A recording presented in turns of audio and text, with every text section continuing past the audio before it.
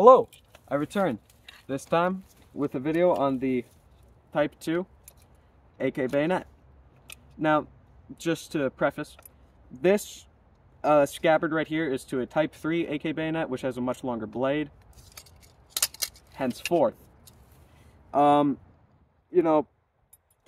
one came with a original Russian Type 1 bayonet scabbard without the rubber. So, I don't really use it that much. I much rather prefer use the original, much rather use the one that fits it better, but, you win some, you lose some. Anyways, this AK bayonet, like all AK bayonets, has a lug within, so that on almost every scabbard, unless you have a Chinese bayonet, you can set it up like so, and crunch through wires. I've seen tests of this thing's wire cutting abilities. It's pretty good. I'd still rather take a pair of wire cutters, but this does the job quite well. Now, this one is a Izvesk model. Presumably that this one would be, I'd say, 60s to maybe 70s make. I'm not exactly sure, and I'm not that great with AK bayonet denunciations, but I do know the differences of the regular AK bayonets. This blade on this one, really fucking dull. The next bayonet that I will show off will be even duller, but that's for another video. Now, this AK bayonet, this is a Type 2 AK bayonet, which differentiates it from the first type, meaning that it has it was built to lock onto AKMs, but also AK-74s, which it was primarily used for, because by the time that these things were being made and issued out to regular troops, the AK-74 was starting to come into service. Now, starting from the back to the front, we have a metal butt plate, which has a button that can be pushed in, which allows it to slide onto the first lug on a Kalashnikov type pattern, or a Kalashnikov rifle, or an AK type pattern. Now, moving on to this, which is much more reinforced Bakelite, orange Bakelite. It is, just solid Bakelite.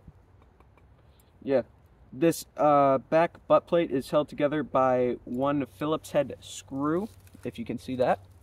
And it can easily, the metal bit can easily be used to hammer in nails, stuff like that. Say you ain't got a hammer and you need one. This does the job quite well. Now, like all AK bayonets, it has a little thingy for the cleaning rod to go into. This is where it'd hook onto the muzzle brake of either the AKM or AK-74. And it has this little strap right here, which allows for, say you're holding it like so, or something like that. I'd much rather prefer this, but, some guys might do it like so. Or they might have it like this so that they don't lose it when they're fighting, but the blade's back towards you, so. It's just a little strap. These little straps you can find fucking everywhere for dirt cheap. Anyways, enough of that. Onto the blade. The blade, like all AK bayonets, it's got serrated so that it can, cut through some shit. The blade on this one, like I said before, quite dull, but that is to be expected of most AKs. I got this, or AK bayonets. This one I got from I don't want to say surplus, it's an antique store down in Fredericksburg, Virginia, right next to the actual battlefield. Very good shop, very, very good. If you ever are in Fredericksburg, I recommend checking that place out. If you ever go by the battlefield, amazing, amazing store. But this thing I got for roughly $75. Decent. This is Izvesk 251. So, yeah, pretty good. But other than that, gentlemen, that will be the end of today's video. God bless and have a good day.